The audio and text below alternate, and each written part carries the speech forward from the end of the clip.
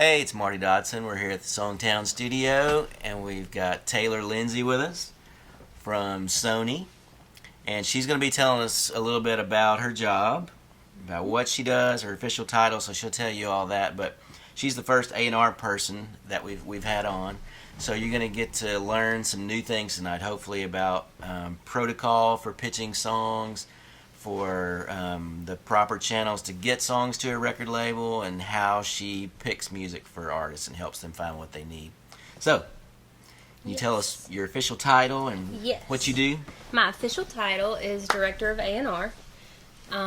I'll give you a little bit of background first. I started in publishing. I worked at BMG Chrysalis for a few years, pitching songs there and developing some writers.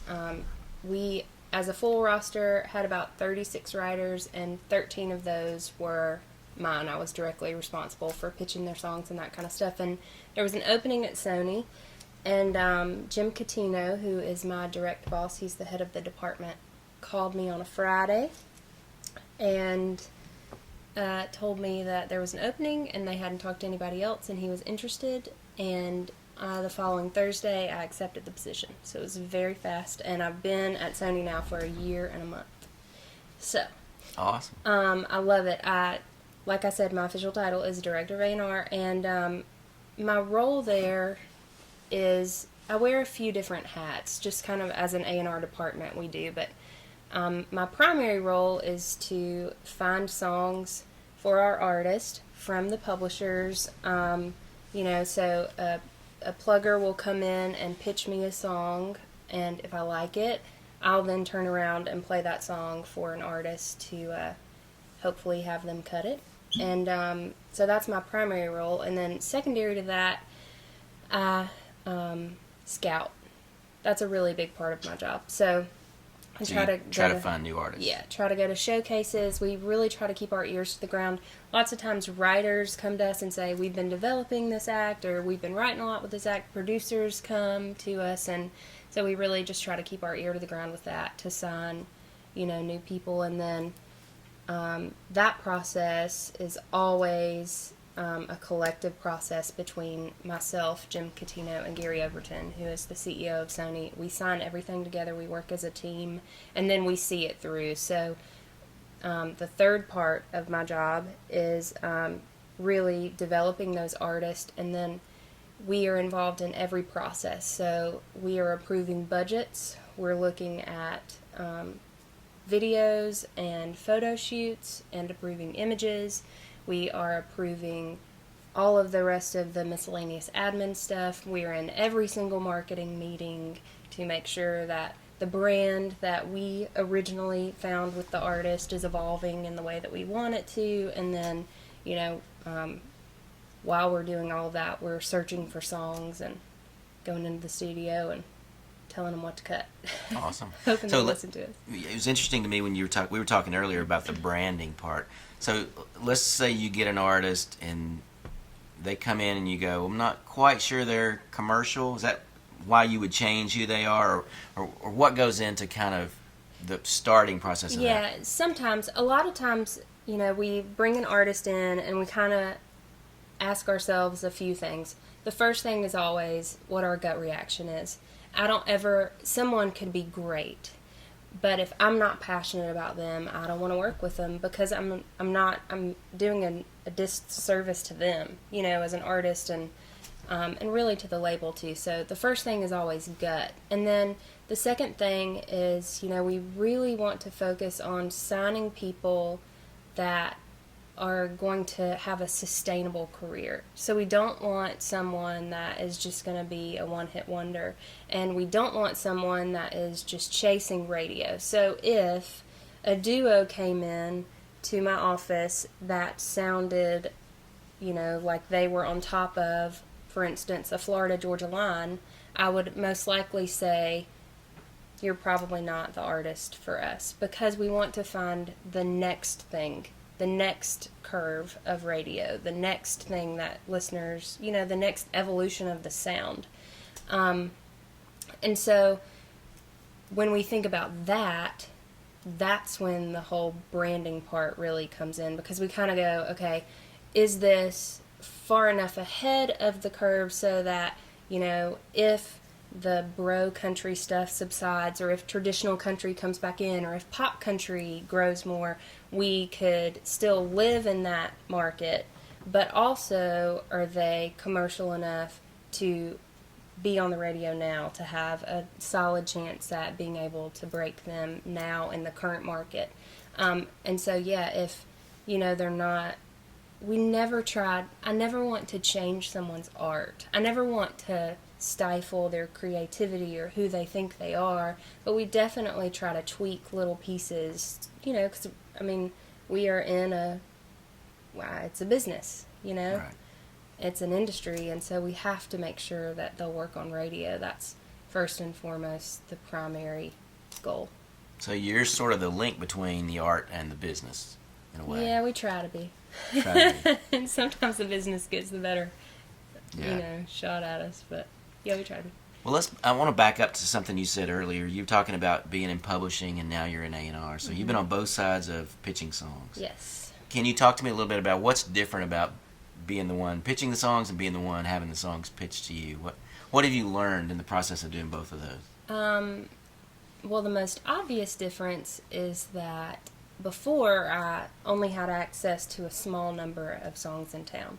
And now I'm hearing everyone's songs from every single publishing company. So it's really, my ears have changed, my ears have evolved, my taste in music has evolved in the position that I'm in, because before I was just in my own little bubble of my little 13 writers or 36 writers at BMG, and I didn't really have the opportunity to hear, the songs from all the other publishing companies. So that's the most obvious difference. But it's really just, the bigger change, I guess, is more about just how I listen. Because before, I would take a song in and I would just feel so passionate about it, and I would just want, if I pitched through like my love of the song, I didn't cast much. I didn't get a song in from a writer and go, ooh, I think this will be perfect for Miranda Lambert, let me take it to Sony. I would hear a female song that I thought could really capture an audience, and I would just run with it and go, okay, what females are cutting? Obviously, if it's a song about a person in their house on a Saturday night and, they're having a pity party, that's not going to be the best song for Miranda Lambert because she's independent. But, for the most part, I really pitched from my heart. Now, it's very strategic. I hear songs and I really analyze them, and I think about what my artist will say, what they won't say, what the perception of their fans are towards them, what their fans want to hear, what, we need to fill out a record, what we need on a single, what will drive sales. All of those things go through my head when I'm listening, to a song for the acts that I have. It's very different. So as a song plugger, you could just be passionate about a song and try to go get somebody to buy into that song. But now you have to look at all the different angles of what that song would do for your artist. Yes, because ultimately, at a record label in the position that I'm in, it all really does start with the song. And if the song sucks, if I get one of my artists to cut a song and we release it to radio and it doesn't work on radio and it doesn't drive record sales and it doesn't help them get on a major tour, if it fails, then ultimately everyone in the building turns to the A&R department and they go, oh, you gave us a crappy song, so you really have to think about all of that stuff. Right. Because your neck's on the line. Totally. It's a high pressure job. It is. Which is a harder job, being a song plugger or being an A&R? They're just different. Hard They're in really different different. ways. Yeah. I feel like, they're just different. They both have their pros and cons, and I miss working directly with songwriters. That was always my passion. I never had any true desire for A&R. I love it so much now, and I think it's exactly where I'm supposed to be. But had you told me 2.5 years ago I'd be, at Sony Music, I'd be like, whatever. So, no, I'm not. They're just really different. Yeah. They're really different. You said something a minute ago about your artist, what they would say. Do you find that artists stick pretty strictly to things that are their experience, or do they stick more to their brand? Because, like, I was thinking today about, I heard Reba's Fancy. And obviously, that did not happen to her. And I was thinking about Garth Brooks singing Papa Love Mama, and that didn't happen to him. But it seems like more and more artists are singing things that you could at least buy into that they did or were factual about their life. Is that true? I think that it really just is an artist by artist, case by case basis, because those are very true.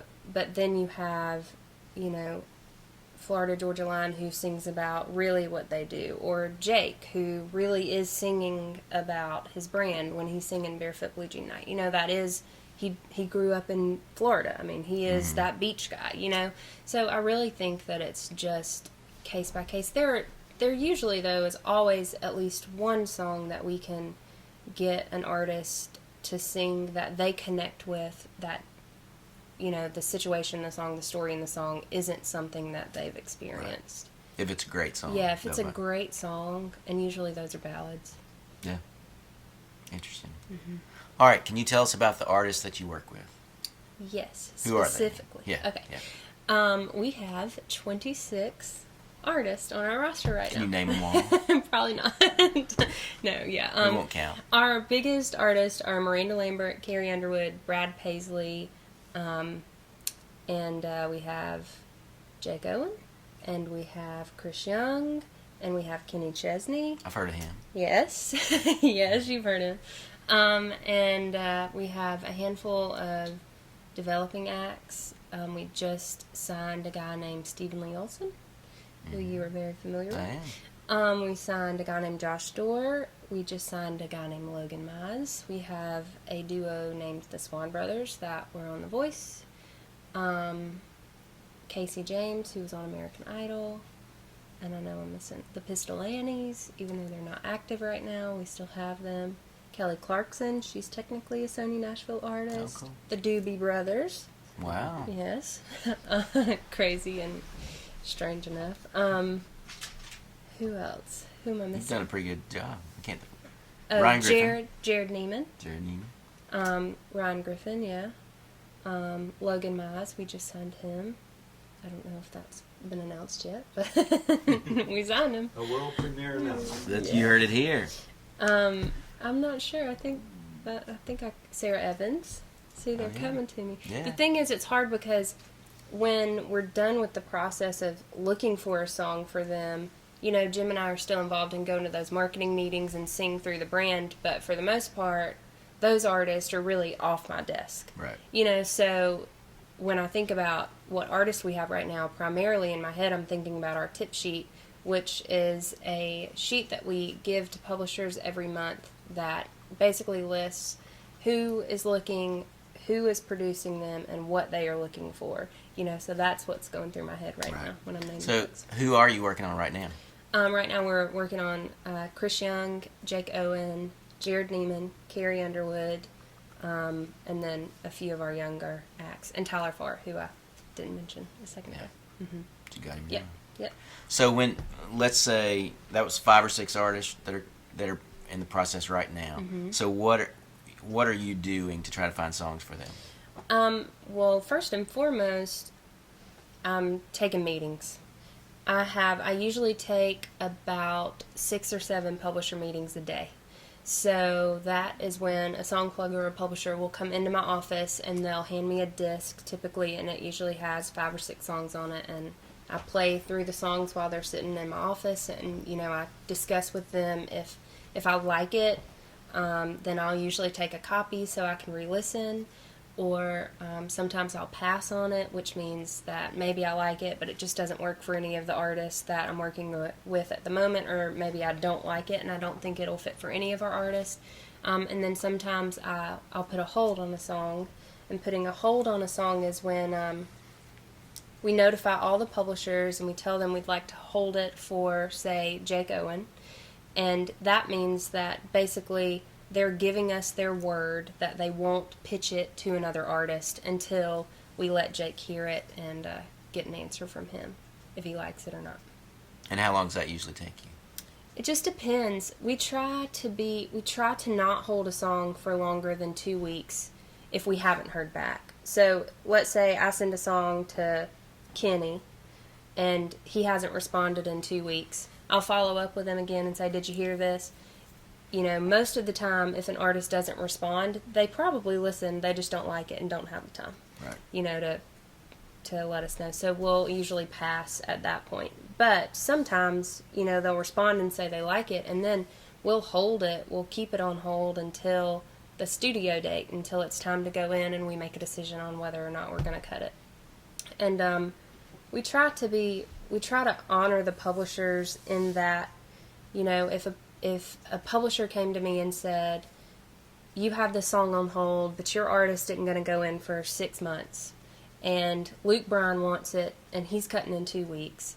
We try, even though we have the first hold, like what I would do in that situation is call the artist and say, hey, they have another really big opportunity for this. You know, can we guarantee them a cut? And if at that point we're unsure, I almost always let the publishers take the song. Yeah. Even if it's a great song, because you just never know. And, you know, coming from a publishing background, I would never want to keep a writer from getting a cut. Right, by hanging on to it, and then they don't. Yeah. It just doesn't seem fair. Right. So is it different, or I'm assuming it is different, picking songs for Kenny Chesney or picking songs for Ryan Griffin? It's so different. That your involvement is different. So what are you doing in regard to finding songs for Kenny when he's looking that's different than what you do for Ryan Griffin? Well, because Kenny is so big, he has, you know, a number of relationships that he's built over the years on his own. So his access is much larger in finding songs than just me and Jim Katina. So, you know, writers will send him songs directly. Publishers sometimes send him songs directly. But, you know, it's in a way, it's a lot easier trying to find a song for a Kenny Chesney than a Ryan Griffin, because the brand is there. You know what they won't sing about. You know what they will sing about. You know what their fans expect from them. We know internally, based on our track record with sales and other things, what reacts. You know, the analytics are there, and they're so evolved that basically it's all at our fingertips just to find a great song for him. With Ryan, it's a lot different because we have nothing to go on. He doesn't have as many relationships, and we're still really trying to form his brand and the sound of the music, and so we really have to dig in with him and develop it and really go, who do you see yourself being? And from that and from what we think your brand is going to be, how do we sonically match that? So I'm guessing it's easier in a lot of ways. You hear a song and you go, oh, that'd be perfect for Kenny. Mm-hmm. You just send it off to Kenny. Totally. And with Ryan, you're kind of hands-on, trying to help shape it and going, hey, would this work for you? What? Yeah. You know, how would that fit? Yeah, totally. And definitely there are some times when he comes in and he goes, oh, I love this song. And I kind of look at him and go, that is nothing like anything we have for you. And it will throw you into a totally different direction and a completely different avenue on country radio, and we probably don't want to go there. You know, so that happens too. I think sometimes with younger artists, they don't know themselves yet. Right. You know, and so they kind of lean on us to tell them, and sometimes we don't know either. Right. You know, so it could be a guessing game. But so you try to kind of stumbling through the song pile, trying to figure out what works for him, what all fits together as a cohesive album, and that kind of thing. Mm-hmm. What happens? Let's say you hear a song and you think that's one of the best songs I've heard in a year, but it doesn't fit any of my artists. I'd say that does happen. I immediately have a folder of songs I love, and I always say to the publishers I say, when so-and-so is looking in 6 months or 8 months, bring this back up to me. Like, I make a point to say who I want it, who I love it for, and to please remind me of it. But that happens all the time. Lots of times those songs just end up on a CD I make for myself, and that's what I like drive around town and listen to, you know? So you listen, do you listen to songs day and night? I mean, on the way home, on the way to work? On the way home, I really listen to straight up WSIX. I listen to country radio. I was growing up, I loved country, but really, my parents they would throw these dinner parties to Motown, and James Taylor, and so that's really the music that I grew up on. And then during like my middle school and high school years, when I should have been listening to NSYNC and that crazy stuff, I was listening to Hillary's demos. So by that point, like, I really didn't have much of a concept of commercial pop music and that kind of stuff, because I was already kind of immersed in this and kind of the Nashville scene. But I listened, so country isn't necessarily like it's not what I want to like go home to and cook dinner to. It's not necessarily my favorite music to go on a road trip with. But it's probably because I work in it. And I listen to country radio on my drive home because I need to be aware of my competitors. And, what I need to know if Thomas Rhett is putting out a song with Drunk in the title, that it would be really hard for us to release a song with Drunk in the title on a younger artist because, that kind of feels conflicting, and they're going to play a Thomas Rhett record over a Stephen Lee Olsen record because they don't know him yet. Some of that stuff. So you just have to really be aware. I mean, it's kind of like being back in school. I'm constantly just trying to study, the media-based charts and figure out who's playing what and what songs are getting cut and what other fans are responding to different types of songs, because a Thomas Rhett fan is probably going to go to a Chris Young concert. They're not just going to be a Thomas Rhett fan, that kind of stuff. Right. So you want to steal their fans over your people. Kind of. You can admit it. Yeah, a little bit. So for people, you mentioned Hillary. For people who don't know who Hillary is, who's that? Hillary is my sister. She is a big songwriter in town, and she's really I thought my entire life I wanted to be a pediatrician. I was a biology major in college. Had no desire of getting involved in this, but she had planted this little seed of the music business in my head when I was really young, and, it just kind of took off. So. Awesome. So, what causes you to want to put a song on hold? When somebody's sitting in front of you, they're playing you a song, what makes you want to put that on hold? When I hear a song and I know without a doubt that it could be a number one, and those. You hear those songs and you go, this is a hit song. You just know it. I mean, every bone in your body tells you it, and, you just know that it could change the path of an artist's career if they were to cut it.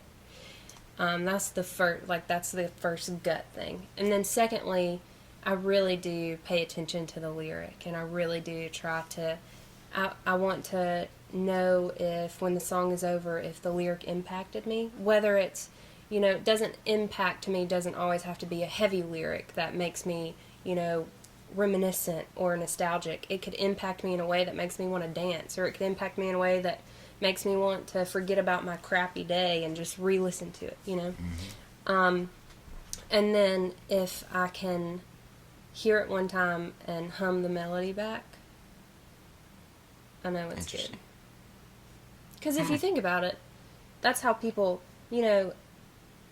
verses are really great, and country music is still based on, story songs and the whole songs and all of that stuff, but choruses, that hook, if it takes too long to get to the hook,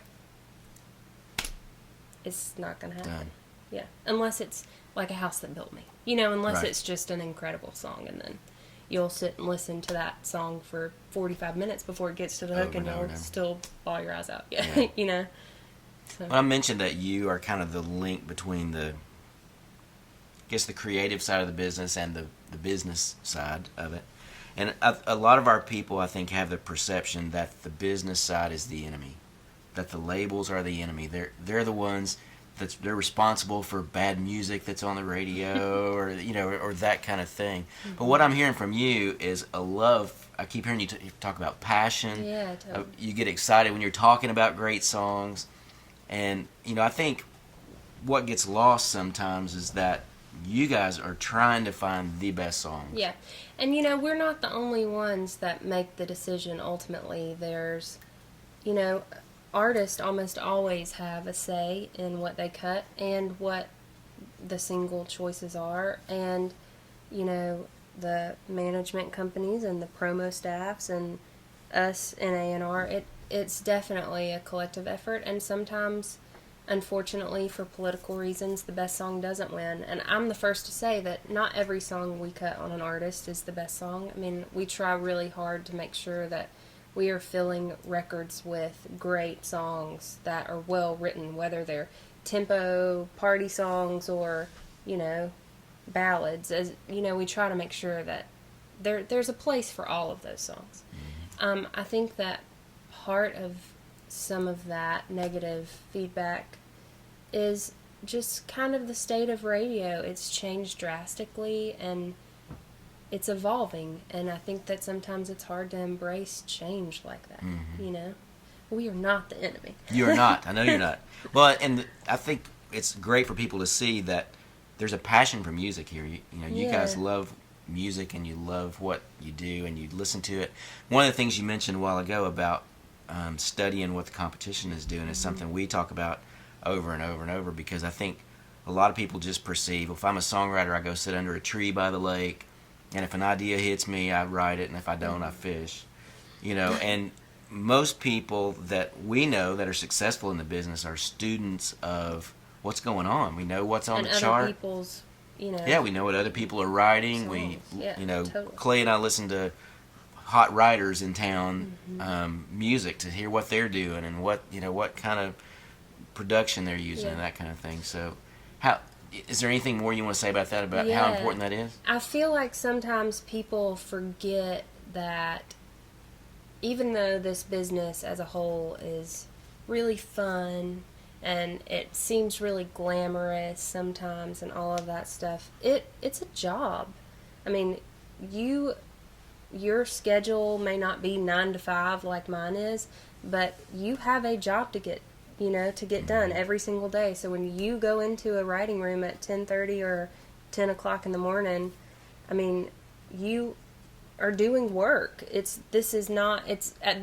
some point, sitting under a tree and writing a song has to turn into, you gotta be motivated and you have to realize that this is your career and you have to take it really seriously. You can't just think that, an idea is going to fall out of the sky and hit you on the head and then all of a sudden it's going to be a number one hit. It's just not that easy. It's a competitive business, and at the end of the day, it's just that. It's business. Yeah, and there's people lined up to take our jobs if we don't perform. 100%. Awesome. So take me into the final song meeting before an artist goes in the studio. Okay. And tell us who the people are that are there, and what goes on, and what songs, how you get to the final group of songs. So, well, it kind of changes. Are we in the first round of cutting or the last round of cutting? Well, let's talk about the first round first. Okay. So the first round of cutting, in all of these meetings, it's the A&R team, the artist, the producer or producers, and sometimes a manager will sit in depending on the level of the artist. If it's we have our stars and our superstars and then our baby acts. If it's a star level or higher, a manager usually isn't there. And the first round of that is always singles. We cut singles first. We want to find firstly, because to set up a record, you need a single out on the radio. So we'll release a single, and depending on who the act is, push it to radio from anywhere from, if it's Carrie Underwood, it could be 13 weeks, but if it's, or Miranda, it's like 11 weeks, but if it's, a Jake Owen or a Chris Young, we're looking at 26 weeks of pushing it on the radio before it peaks. Peaking is a term that we use at the label to notate the highest that it will get on the chart. So we would love for every song to peak at number 1, but sometimes, like with the Swan Brothers, we just wanted it to be a top 10. So we would have a peak goal, and when those songs peak, depending on how many weeks it's been out, that's when we go and try to put out the record. Because typically until a song gets into really the top 20 or top 15, there isn't that much exposure to it. And so we really need that exposure to push a record.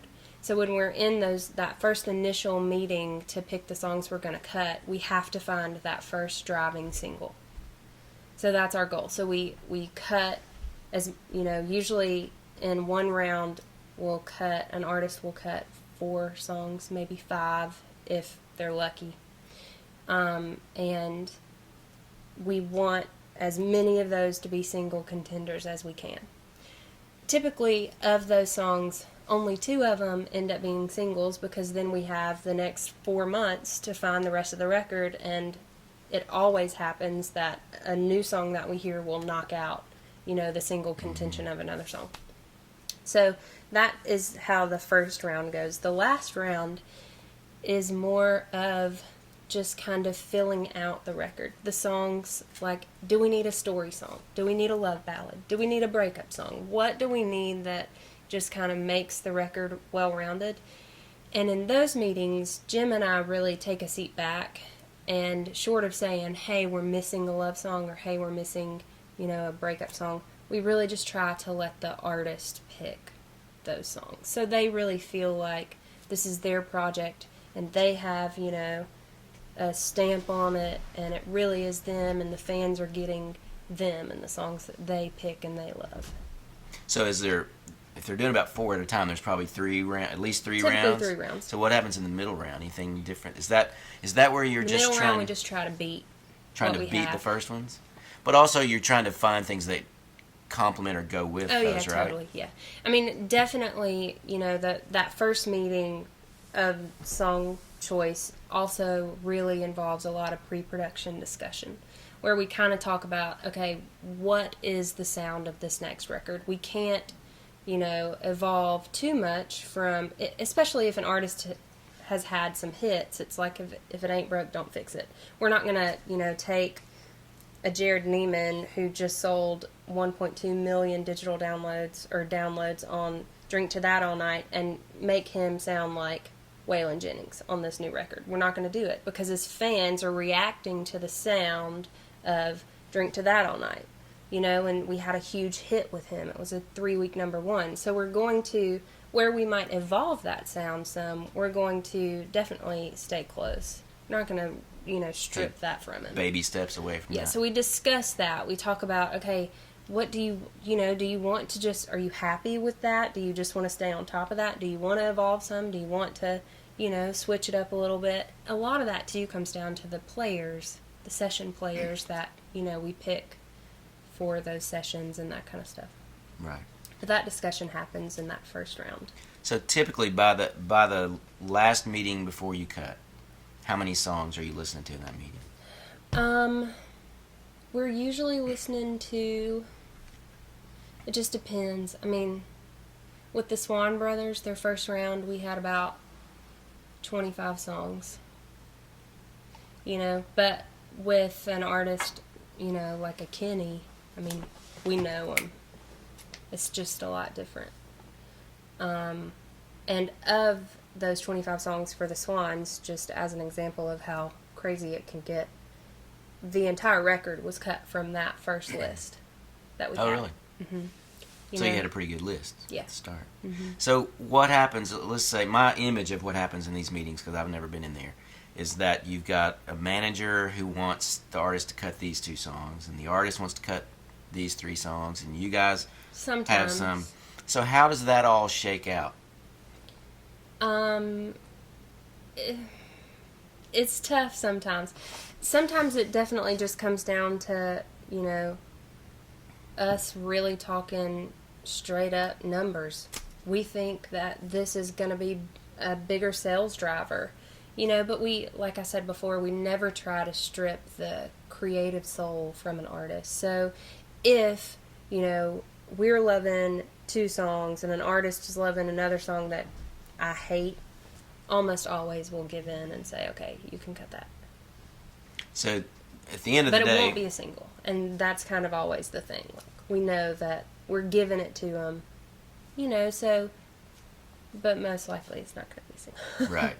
So if you make a concession like that, but the Yeah. label doesn't believe in it, you're probably not going to promote that as a single. Yeah, and ultimately, at the end of the whole process, the artist really doesn't either. I've definitely seen it happen where they fought for a song in the first round and we let them cut it. And then when it came time to pick singles, they were like, no, that's just an album cut, Because they recognized that they really did cut better songs. Right. You hope. Yeah. You hope they do. All right, let's talk a little bit about, so do you take unsolicited material? We don't. You do not. Okay, so how does somebody who you've never heard of out there in SongTown land, what are the proper channels to get a song to a label? Like how would they go about it? There are a few different ways. The first way and the easiest way is to go through a PRO. So if they turn a song into a PRO representative and that rep likes the song, that rep can pass it along to us or connect us with them through the recommendation of the PRO. Another way is through NSAI. We definitely, anytime Bart calls us and says, hey, I have a writer, we always, take the meeting. And then the third way is through other writers and producers, anyone in town that they have a relationship with. If you were to call me and say, hey, I've been writing a lot with this kid and I think, she's a developing artist and, or whatever. She has a catalog that you should hear. We'll listen that way. We just, for liability purposes, we can't just take, you can't just walk in and hand a disc to us. Right. Just can't do it.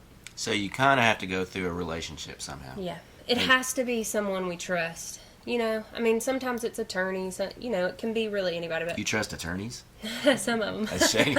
Only mine. Oh. No, we just have to know that because here's the thing. If I listen to a song and it's unsolicited and then a lawsuit and then let's say one of my artists cuts a similar song and the song that I listen to is close to that or on top of it or whatever, if a lawsuit, happens, then they can pin me, they can pin Sony. It just it can get messy, and it's happened before. Yeah. So we just can't risk it. So they have to pitch the relationship. Yep. Somehow. So get to know somebody that knows you and you trust. Okay, great. How do people find out, like your new artist, Josh Dorr or Ryan Griffin, how do people find out who they are and what to pitch them? Well, for like Josh, it's easy because there's already an EP up. So you can go to iTunes and look up Josh Dorr music and it'll come up and you can listen to the sound. But for Ryan, it's different because there isn't. So there are a few ways. One is, going to shows, getting on seriously online. It's a huge discovery tool. I mean, go to YouTube, go to his Facebook page.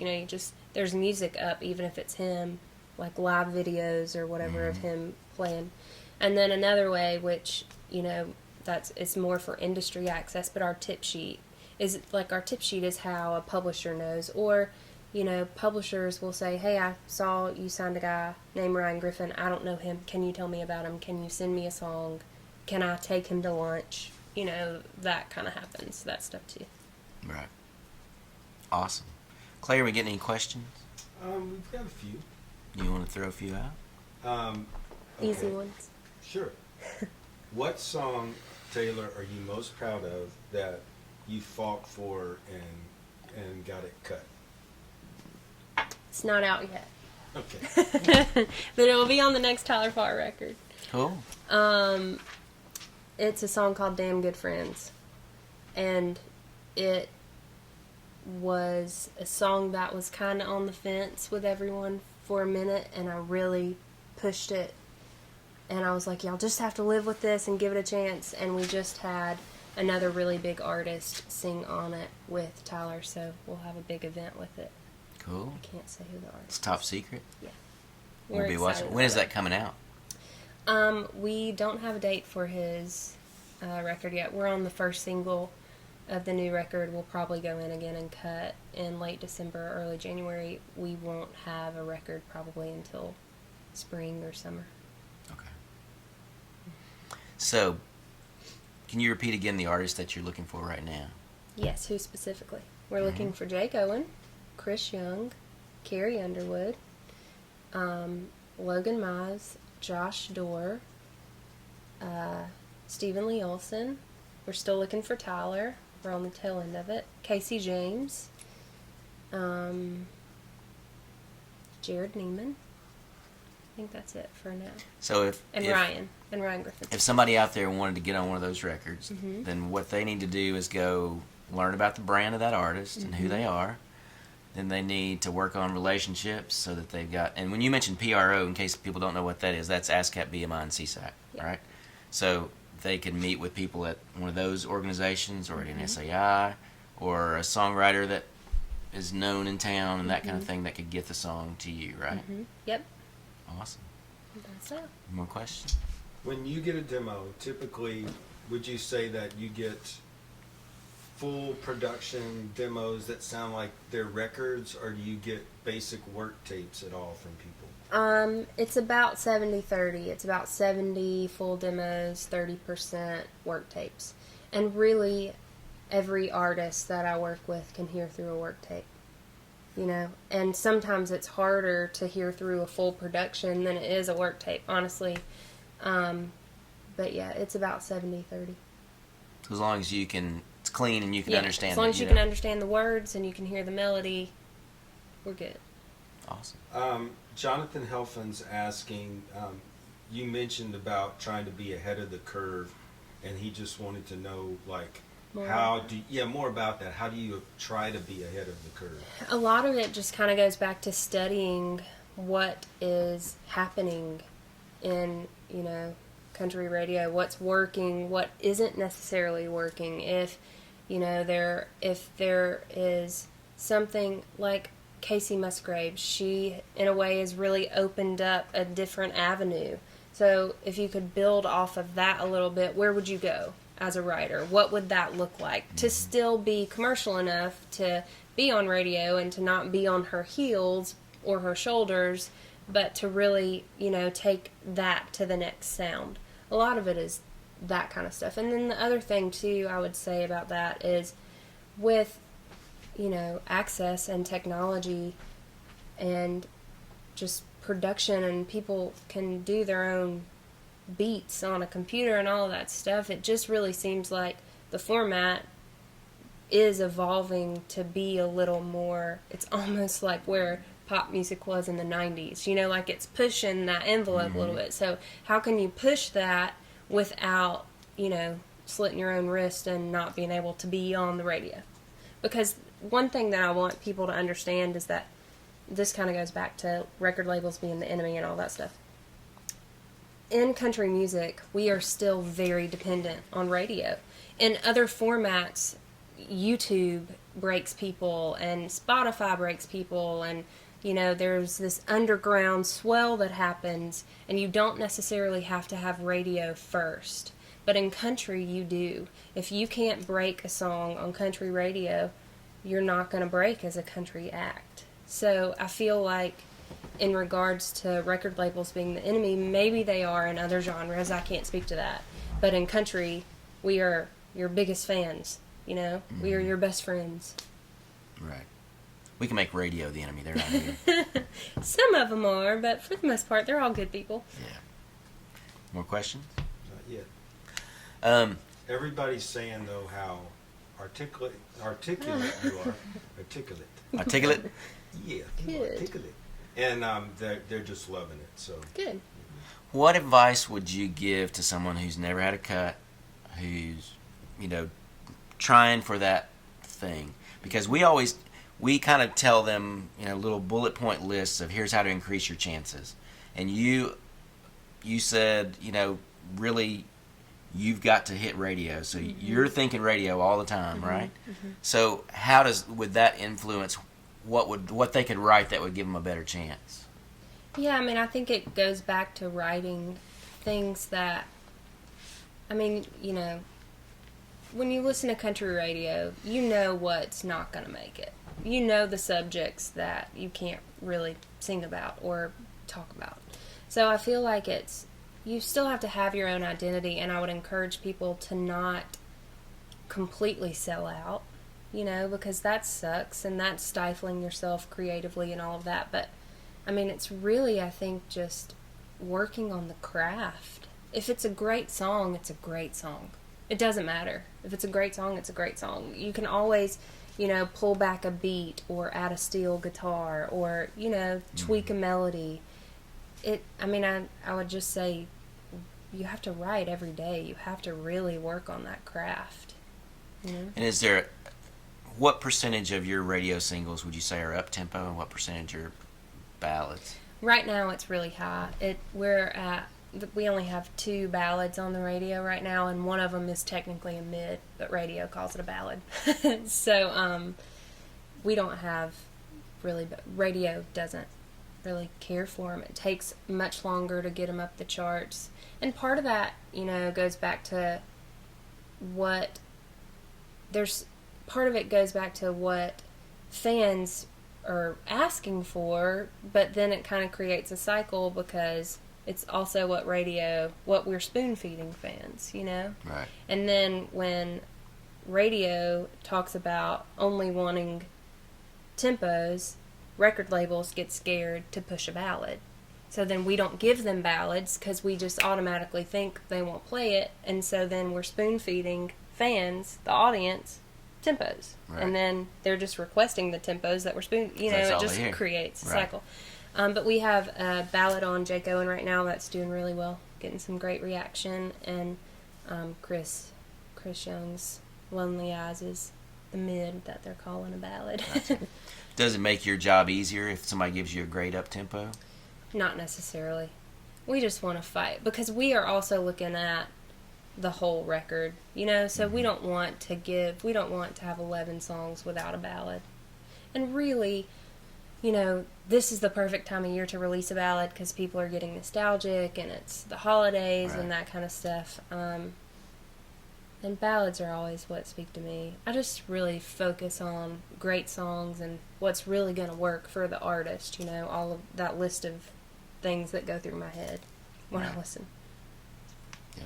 What does social media play into you choosing an artist to work with? Like, do you ever look at their Twitter followers and that kind of stuff?